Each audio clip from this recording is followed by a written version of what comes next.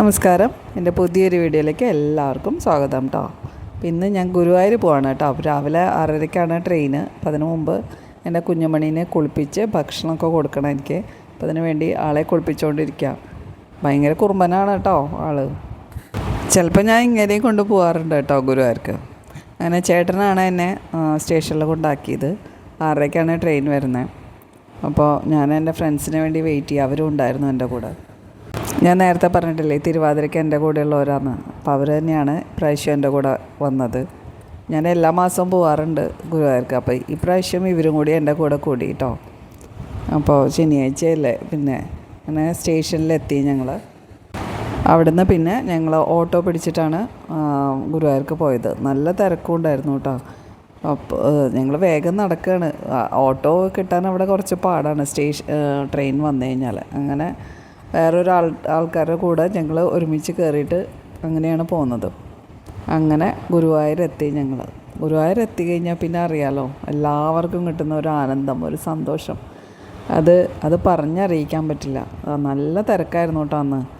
ഞങ്ങൾ എന്താ പറയുക, തൊഴാൻ കയറിയിട്ട് ഞങ്ങൾ 10 മണിക്ക് കയറിയിട്ട് 12:30 ഉച്ചപൂജയുടെ സമയത്താണ് ഞങ്ങൾക്ക് തൊഴാൻ പറ്റിയത് ഭഗവാനെ.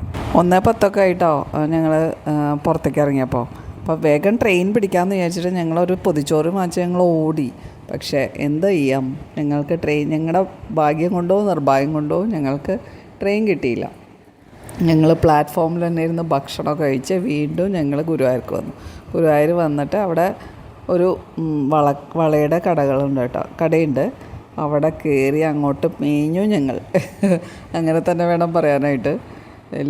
കുറേ സാധനങ്ങൾ വാങ്ങിച്ചു. വളകളൊക്കെ പറഞ്ഞറിയിക്കാൻ പറ്റില്ല. പ്രിയങ്ക എന്നാണ് കേട്ടോ കടയുടെ പേര്. ഇനി ആരെങ്കിലും പോവുകയാണെങ്കിൽ ഗുരുവായൂർ പോകുമ്പോൾ ഒന്ന് നോക്കിക്കോളൂ. എത്ര സാധനങ്ങളാണെന്നറിയാമോ? റിബണുകൾ, ഒരു പഴയ ഓർമ്മകളൊക്കെ ഇല്ലേ റിബണ്, സ്കൂളിലൊക്കെ പഠിക്കുമ്പോൾ നമ്മൾ. പിന്നെ ഗുരുവായൂർ പിന്നെ പറയാണ്ടിരിക്കാൻ പറ്റില്ലല്ലോ. കുറേ കൃഷ്ണ വിഗ്രഹങ്ങൾ പലതരത്തിലുള്ള ഓരോന്നും കാണുമ്പോൾ ഇങ്ങനെ നമുക്കതിലൊക്കെ ഭഗവാനെ കാണാൻ പറ്റും. ഇങ്ങനെ അതൊരു പ്രത്യേക സന്തോഷം തന്നെയാണ് അത് കാണുമ്പോൾ, അല്ലേ? എല്ലാവർക്കും അങ്ങനെ തന്നെയാണ്. പിന്നെ ഞങ്ങൾ നേരെ നടയിൽ ചെന്ന് അവിടെ നിന്ന് കുറേ സെൽഫിയും ഫോട്ടോസും ഒക്കെ എടുത്ത് അങ്ങനെ വീണ്ടും അവിടെയൊക്കെ കടന്ന് കുറേ നേരം നടന്നു. പപ്പടമൊക്കെ വാങ്ങിക്കാനുണ്ടായിരുന്നു. പപ്പടം വാങ്ങിച്ചു. ഗുരുവായൂർ പപ്പടം ഒരു സ്പെഷ്യലാണല്ലോ. പിന്നെ ഫോട്ടോ സെഷൻ പിന്നെ പറയാതിരിക്കാം. ഗുരുവായൂർ വന്നു കഴിഞ്ഞാൽ ഫോട്ടോ നമുക്ക് പറയാതിരിക്കാൻ പറ്റില്ലല്ലോ. ഫോട്ടോയും സെൽഫിയും അങ്ങനെ അതൊക്കെ എടുത്ത് പിന്നെന്താ, അവിടെ കുറേ പ്രോഗ്രാമുകൾ നടക്കുമല്ലോ. എപ്പോഴും പ്രോഗ്രാമുകളുണ്ടാവും ഗുരുവായൂർ മേൽപ്പത്തൂർ ഓഡിറ്റോറിയത്തിൽ. അത് കണ്ടു. പിന്നെ അതിന് ശേഷം ഞങ്ങളൊരു ഇളനീര് കുടിച്ചു. ദാഹിക്കണമെന്ന് തോന്നി. കുറേ കടയിലൊക്കെ കയറി നടന്നതല്ലേ. കുറേ ഇളനീര് കുടിച്ചു. അതിന് ശേഷം വീണ്ടും ഇവിടെ തിരിച്ച് നടക്കിൽ വന്നപ്പോൾ അവിടെ ശിവേലി എഴുന്നള്ളിക്കുന്നുണ്ട്. അപ്പോൾ ഭഗവാൻ ഇത് കണ്ടിട്ട് പോയാൽ മതി എന്ന് പറയണ പോലെ തോന്നി.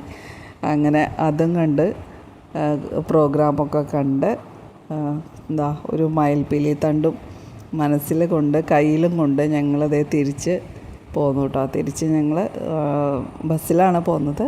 അതിന് ശേഷം ഓട്ടോയിൽ കയറി വീട്ടിലെത്തി കഴിഞ്ഞാൽ പിന്നെ ഞാൻ വാങ്ങിച്ച സാധനങ്ങൾ ഇത്രയും സാധനങ്ങളാണ് ഞാൻ വാങ്ങിച്ചിട്ടുണ്ടായിരുന്നത്. ക്ലിപ്പ്, വള, മാല. എനിക്ക് ഭയങ്കര ക്രേസാട്ടോ. കമ്മലും ബ്രേസ്ലെറ്റും ഞാൻ അപ്പം തന്നെ ഇട്ടു കേട്ടോ. അപ്പോൾ എൻ്റെ ഒരു വീഡിയോ ഇത്രയേ ഉള്ളൂ കേട്ടോ. എല്ലാവർക്കും നല്ലൊരു ദിവസം നൽകി ഭഗവാൻ അനുഗ്രഹിക്കട്ടെ. Okay, thank you.